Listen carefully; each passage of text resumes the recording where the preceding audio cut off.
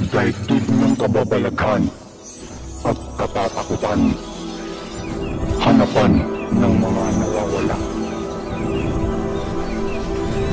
Kaibigan.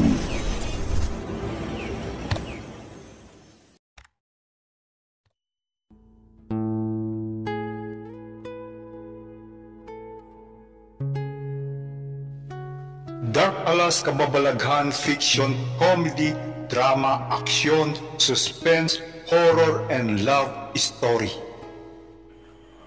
Alias Batong Buhay, Chapter 30. Munting Regalo. Kaarawan noon ni Rosiel, ang dalagang guro ni Bato. Nagpaalam ito sa tiyahin si Vicky na kung pwede ba siyang pumunta sa kaarawan ng kanyang guro. Naimbitahan kasi silang magkakaklase at doon sila magpapalipas ng gabi. Pinayagan naman ito ng tiyahin dahil guro naman nila ang nag-imbita. Ang bilin lang nito ay mag-iingat, saka siya na lang raw ang bahalang magsasabi sa asawang si Mando. Samantala, halos magagabi na nang dumating si Bato sa bahay ng dalagang guro. Ang iba niyang kaklase ay hindi nakarating, maging si Angel ay wala rin doon dahil nagbakasyon pala ito sa Manila. Iilan-ilan lang silang magkakaklase ang nakadalo sa kaarawan ng kanilang guro. Matapos ang kainan, kaunting kwentuhan at katuwaan, isa-isa nang nagpaalam ang mga co-teacher ni Binibining Panyaga. Maging ang mga kaklase ni Bato ay nagpaalam na rin. Si Bato na may naiwan pa dahil tinutulungan pa nito ang kanyang guro na hangang-hanga sa kabutihan nito. Ang buong akala ni Bato ay doon sila magpapalipas ng gabi ng kanyang mga kaklase. Ngunit hindi pala dahil hindi pinayagan ang mga ito ng kanilang mga magulang. Ma'am, magpapaalam na rin po ako kasi ako na lang ang naiwan dito Saka malayo pa ang sa amin. Pagkatapos ko pong magligpit, uuwi na po ako ha. Wika ni Bato habang nagliligpit ng mga platong pinagkainan ng mga bisita. Hay nako naman Agi, pati ba naman ikaw? Iiwan mo rin kaagad ako? Saka, hindi ba ikaw ang nasa pinakamalayong lugar?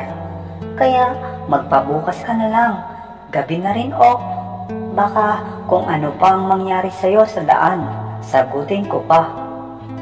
Nakasimangot na wika ni Rosel habang naghuhugas ng pinggan.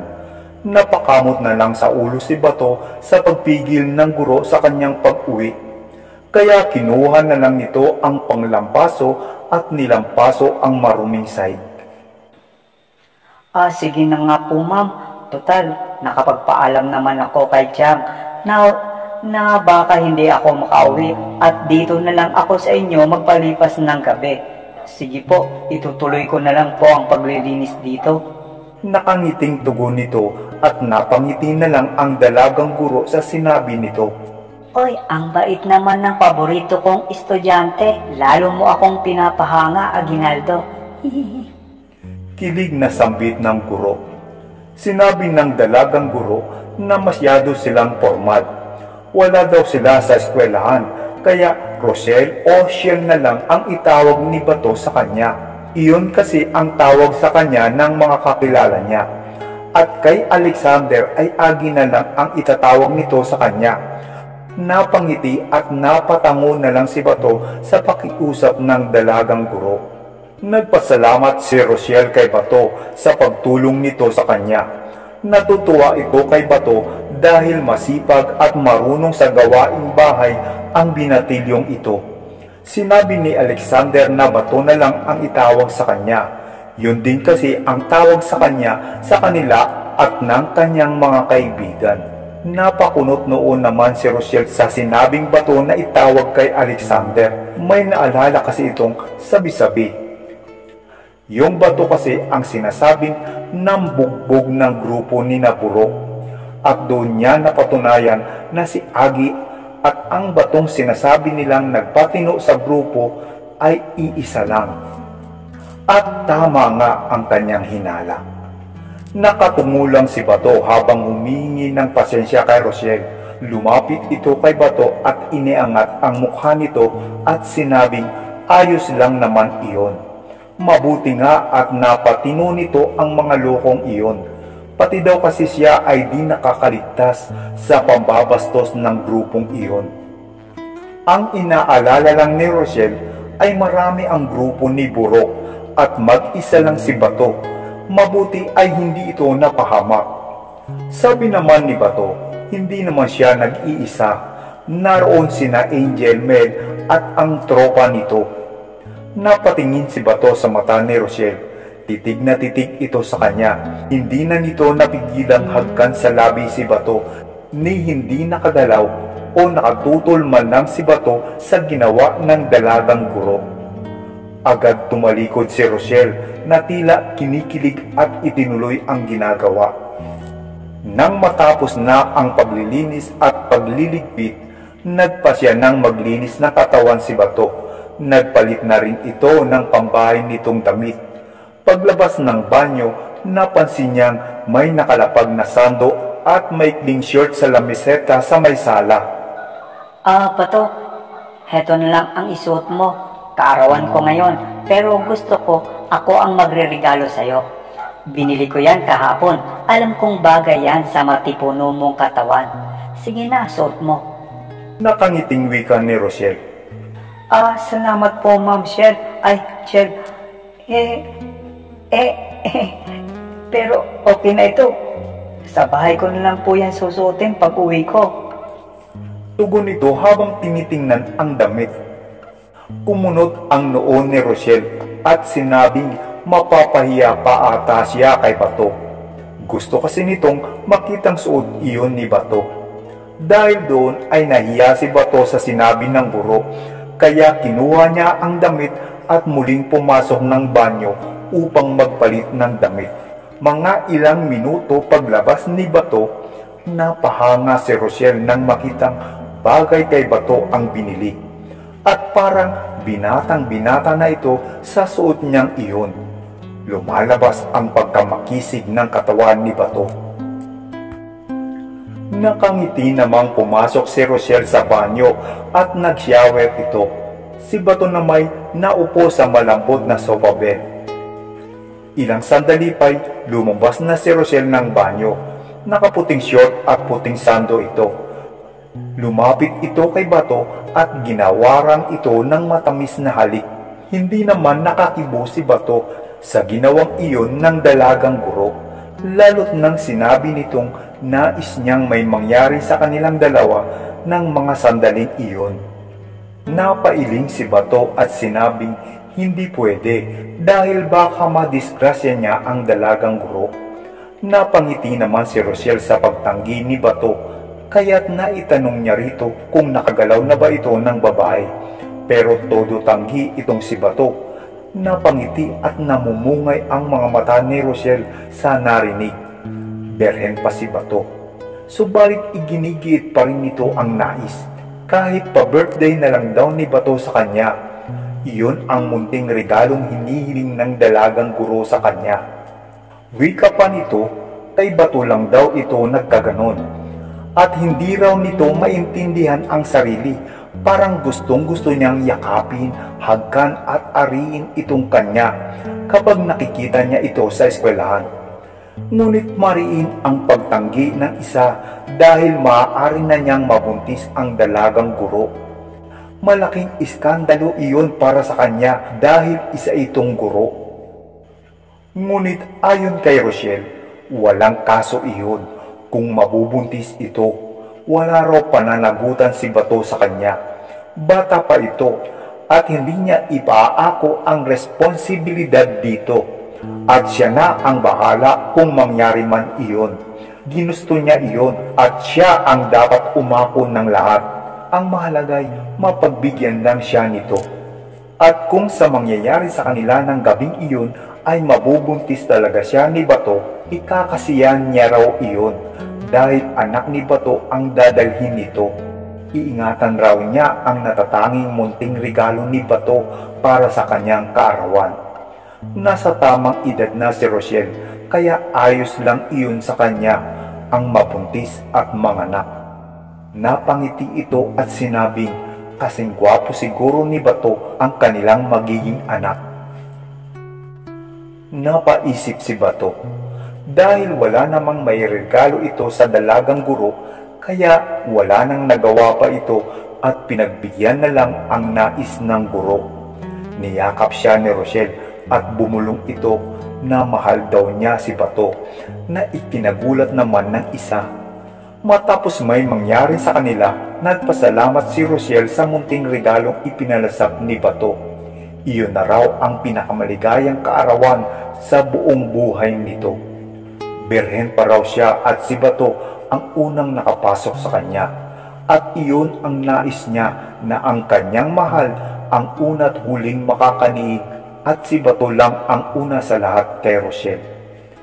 Dahil sa kuryosidad, may naitanong si Bato kay Rochelle, bakit sa ganda nito'y wala pa itong naging nobyo? Natawa naman ito at sinabing nagkaroon naman, hindi lang nagtagal. Saka mapili daw kasi siya, kinikilatis muna niya ang lalaki bago siya magpaligaw. At natatawang sinabi pa nito na ang dami niyang manliligaw, pati nga mga estudyante gustong lumigaw sa kanya, pero hindi naman yun po pwede. Si Bato lang daw ang estudyanteng hindi lumigaw sa kanya, kaya nagka-interest tuloy ito dito. Bilin ni Rochelle na huwag ipagsabi ni Bato ang nangyari sa kanila dahil matatanggal siya sa trabaho. Tumango naman si Bato at nangakong itatago niya iyon hanggang huli. Napatitig si Bato kay Rochelle at naitanong dito kung bakit hindi siya pumayag na maangkin ng dating nobyo, pero sa kanya'y nagpupumilit pa ito. Natawa si Rochelle at kinurot si Bato sa tagiliran. Sinabi nitong kapag hindi gusto ng babae ang isang tao o lalaki, hindi nito mapipilit ang sarili na gustuhin ito. Kapag naman gusto o mahal ng babae ang isang lalaki, heto na mismo ang gagawa ng paraan upang maangkin ito. Nauuso ng araw na ang babae na ang may first move, siya na ang manliligaw sa lalaki. Ayon pa kay Rochelle, hindi nga rin niya alam kung bakit siya nahuhumaling kay Bato. Una pa lang niyang nakita ito, may kakaiba na itong nararamdaman dito. Nakakaramdam na nga raw siya ng selos kapag panay ang lambing sa kanya ng kaklaseng si Angelica. Kahit alam naman niyang hindi niya ito pag-aari. Tapos malalaman niyang may kasintahan na pala si Bato. Naalala ni Bato ang nakita niyang panloob ng guro, kaya biniro niya ito. Dahil bakra siya nito, kaya sinasadya nitong masilip ni Bato ang panloob nitong kasuotan sa loob ng silid-aralan. Napairap naman ang mata ni Rochelle dahil kaasar daw ito. Parang hindi napapansin ang ginagawa niya. Akala nito'y walang epekto kay Bato ang pa-charming niya. Saka si Bato lang daw ang hindi pumapansin sa kanyang ganda sa eskwelahan. Natawa naman si Bato dahil hindi lang alam ni Rochelle. Labis itong humahanga sa kanyang ganda at kaseksihan, lalo na sa malapitan. Napakaganda kasi ng putis porselana nitong balat. Ngunit hindi iyon rason para bastusin siya at sundan-sundan kung saan siya pupunta. Ayos na kay Bato na minsan mapagmasdan siya. Saka alam niya namang hindi siya nababagay sa ganun kaganda at professional na tao. Malayo din daw ang agwat ng edad nila at guro pa niya ito. Natawa na lang si Rochelle dahil parang ang tanda na niya talaga porket guro siya, samantalang halos ilang taon lang naman ang agwat ng edad niya kay Bato. Sa bagay, bawal ang estudyante sa guro, baka mawalan ito ng trabaho. At sa puntong iyon, napuno ng halakhakan ng dalawa ang buong silid ni Rochelle. Samantala, malalim na ang gabi, pero tila di dalawin ng antok ang dalawa. Napatitig si Rochelle kay Bato at sinabi, sa edad nitong 21, akala niya'y kaya na niyang pumasok sa ganong pagniniid. Pero grabe daw at nahirapan siya, kaya napaiyak ito. Ang hirap daw ng lumalandi, tila nakakapagsisi. Pero masaya daw siya at hindi niya iyon pinagsisisihan. Ginusto niya ang nangyari sa kanila. Kung mabubuntis daw siya ni Mr. Alexander Bato Aguinaldo, hindi niya ito dapat panagutan. Siya ang mananagot ng lahat ng iyon. Hinawakan niya ang mukha ni Bato at nagpasalamat sa munting regalo nito. At habang tinititigan ang magagandang mga mata ni Bato, naitanong ni Rochelle kung nagalaw na ba ni Bato ang kasintahang si Ellen. Umiling si Bato at sinabing hindi pa, ngunit iyo'y kanyang pagsisinungaling. Sinabi ni Rochelle na mabutit hindi pa at dapat huwag na muna. Mga bata pa sila at baka labis na mahirapan ang kasintahan kapag mabuntis ng maaga. Saka kawawa lang sila sa huli, kaya magtapos na lang muna ng pag-aaral. Bilin pa ni Rochelle na ingatan ang kasintahan. Huwag bubuntisin ng maaga, may panahon para sa ganyan. Maraming salamat po mga solid kaibis sa inyong pagtambay at pakikinig ng alias Batong Buhay, The Wonder Boy. Please, huwag po kayong mag-skip ng ads. Tulong nyo na lang po sa akin.